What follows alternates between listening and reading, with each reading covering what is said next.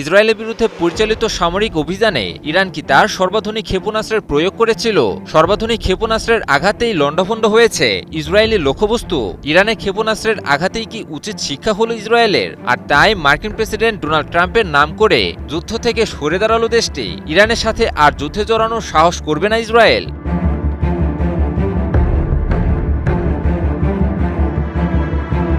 ইরানের সংবাদ মাধ্যম মেহের নিউজ এজেন্সি এক প্রতিবেদনে জানিয়েছে, ইসরায়েলের বিরুদ্ধে পরিচালিত ইরানের সাম্প্রতিক সামরিক অভিযানে ইরান ব্যবহার করেছে তার সর্বশেষ প্রজন্মের খাইবার শেকান ক্ষেপণাস্ত্র। খাইবার শেকান ক্ষেপণাস্ত্রটি অত্যন্ত শক্তিশালী একটি ক্ষেপণাস্ত্র, যা যেকোনো আকাশ প্রতিরক্ষা ব্যবস্থাকে খুব ভালোভাবেই অতিক্রম করতে পারে। খাইবার শেকান ক্ষেপণাস্ত্রটি নিচে নামার সময় প্রায় ম্যাক 9 গতিতে পৌঁছায়, যার ফলে থার্ড এবং অ্যারোর মতো ব্যয়বহুল আকাশ প্রতিরক্ষা ব্যবস্থা দিয়েও এটিকে ধ্বংস করা রীতিমতো অসম্ভব হয়ে পড়ে। এই অত্যাধুনিক সর্বশেষ প্রযুক্তির ক্ষেপণাস্ত্রটি দিয়েই শত্রুর উপর ভয়াবহ হামলা চালায় ইরান।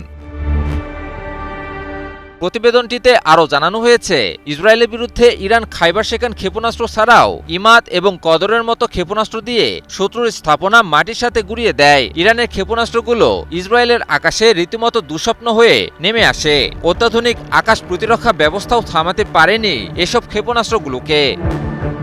ইরান তার পরিচালিত অভিযানটিতে ইসরায়েলের দুটি গুরুত্বপূর্ণ বিমান ঘাঁটিতে ভয়াবহ ক্ষেপণাস্ত্র হামলা চালায়। এছাড়াও হাইফা ও অধিকৃত গোলান মালভূমি সহ ইসরায়েলের উত্তরাঞ্চলের বেশ কয়েকটি গুরুত্বপূর্ণ শহরকে লক্ষ্য করে দফায় দফায় ক্ষেপণাস্ত্র হামলা চালায় ইরানি বাহিনী। হামলার সূত্রপাত ঘটে লেবানন ইস্যুকে ঘিরে। বেশ কিছুদিন ধরেই লেবাননের দক্ষিণে সশস্ত্র গোষ্ঠী হিজবুল্লাহর সাথে তুমুল যুদ্ধ করতে থাকে ইসরায়েলি বাহিনী।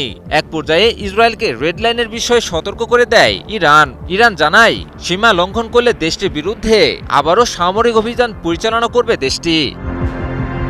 যে কথা সেই কাজ। আগ্রাসী ইসরায়েল সীমা লঙ্ঘন করা মাত্রই দেশটির বিরুদ্ধে দফায় দফায় ক্ষেপণাস্ত্র নিক্ষেপ করে হামলা চালায় ইরান। আর এর মাধ্যমে মধ্যপ্রাচ্যের নতুন ইতিহাস রচনা করল দেশটি। এর আগে আর কোনো দেশ ইসরায়েলের বিরুদ্ধে প্রথমে সামরিক আগ্রাসনের চেষ্টা করেনি, কিন্তু ইরান করে দেখালো। এতে করে মধ্যপ্রাচ্যের শক্তির সমীকরণে পরিবর্তনের আভাস দেখতে পেয়েছেন বিভিন্ন আন্তর্জাতিক বিশ্লেষকেরা। একই সাথে তারা আরও জানায় যে এই যুদ্ধের মাধ্যমে সম্ভবত ইরান হয়ে উঠতে চলেছে মধ্যপ্রাচ্যের নতুন পরাশক্তি। ইমন আলী, নিউজ 24।